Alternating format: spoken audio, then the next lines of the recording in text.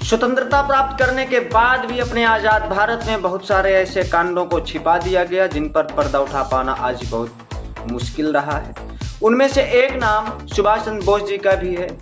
23 अगस्त 1897 ईस्वी को जानकीनाथ बोस व प्रभावती जी के घर में एक बच्चे का जन्म होता है। एक बंगाली परिवार में जन्म होता है। उस बच्चे का नाम 23 अगस्त 1897 ईस्वी को उड़ीसा के कटक के बंगाली परिवार में एक बच्चे का जन्म होता है जिसका नाम सुभाष चंद्र बोस रखा जाता है।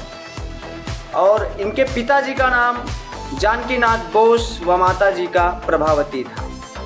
जानकीनाथ बोस जी अपने कटक शहर के बहुत ही प्रसिद्ध वकील हुआ करते थे। इनकी प्रारंभिक शिक्षा रेवेशॉप कॉलेज स्कूल से हुई। इसके 1916 ईस्वी में नेताजी जब बीए के दर्शन शास्त्र के छात्र थे तो किसी बात पर छात्रों और अध्यापकों के बीच में झगड़ा हो गया था। इस झगड़े का जिम्मेदार केवल सुभाष चंद्र बोस जी को ही दोषी ठहराया गया। इसके लिए इन्हें कॉलेज से 1 साल के लिए निष्कासित कर दिया गया था और इन्हें परीक्षा देने के लिए भी रोक लगा दी गई थी। किंतु इस रोक लगाने के बावजूद भी नेताजी अपने आप में हार नहीं माने। उन्होंने ब्रितानियों के खिलाफ, अंग्रेज़ों के खिलाफ हमेशा से ही बगावत करते रहे। कॉलेज से निकाल देने के बाद सुभाष चंद्र बोस जी के पिताजी ने इनका हौसला और बढ़ाया। तब इन्हें इंग्लैंड के लिए भेजा गया। इंग्लैंड, अंदाज़ा इस बात का लगाएं कि एक गुलामी का भारत और उस गुलामी के भारत का भारतीय जब सिविल सर्विस की नौकरी के लिए सपने देखता रहा होगा तो उसे कितना मुश्किल रहा होगा ये सब करना। लेकिन नेताजी ने हार नहीं माना। उन्होंने इंग्लैंड जाकर के सिविल सेवा की परीक्षा के लिए तैयारी किया।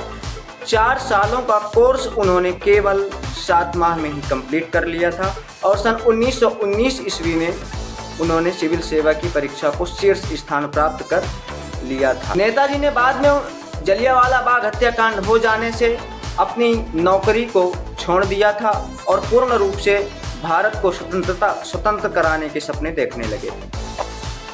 सुभाष चंद्र बोस स्वामी विवेकानंद और श्री रामकृष्ण परमहंस जी से बहुत प्रभावित थे।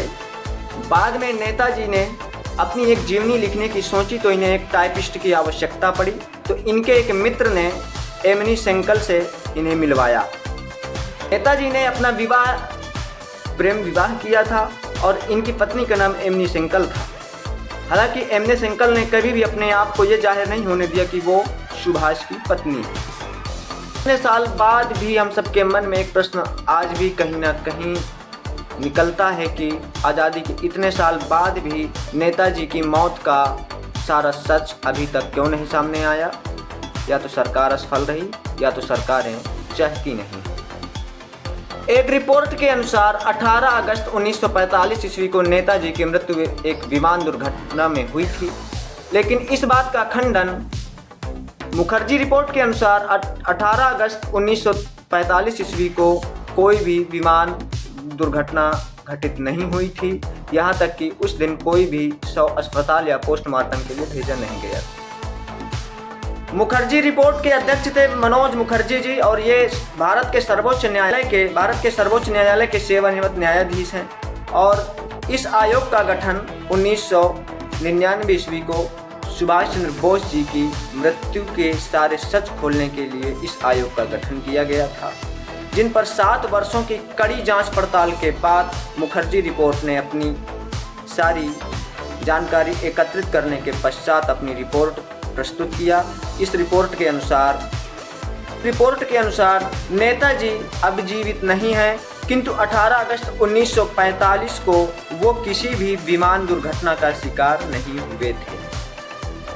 दूसरा पॉइंट मुखर्जी रिपोर्ट ये भी दे रही है कि विमान दुर्घटना नहीं हुई थी। ताइवान ने भी अपनी ओर से एक रिपोर्ट साझा किया। उसमें लिखा था कि 18 अगस्त 1945 को कोई भी घटना घटित नहीं।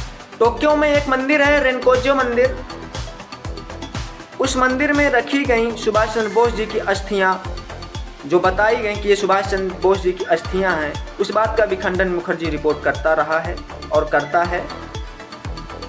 रेनकोजी टोक्यो में रखी हुई सुभाष चंद्र बोस जी की अस्थियों को भी मुखर्जी रिपोर्ट बताता है कि वो अस्थियां सुभाष चंद्र बोस जी की नहीं थी। अगले पॉइंट में मुखर्जी रिपोर्ट यह भी बताता है कि गुमनामी बाबा, बहुत प्रसिद्ध था कि सुभाष चंद्र बोस जी एक गुमनामी बाबा के रूप में आज भी जिंदा हैं। तो मुखर्जी रिपोर्ट के अनुसार गुमनामी बाबा होने का भी कोई ठोस व पुख्ता सबूत नहीं मिलता है। इस कारण से इस बात का पता लगा पाना भी बहुत ही मुश्किल है। गुमनामी बाबा ही सुभाष चंद्र बोस जी हैं। नेताजी जहाँ कहीं भी हैं वो हमारे और आप सबके दिलों में हैं, और नेताजी आज भी जीवित हैं हमारे और आपके अंदर। वैसे यह जानकारी आपको कैसी लगी?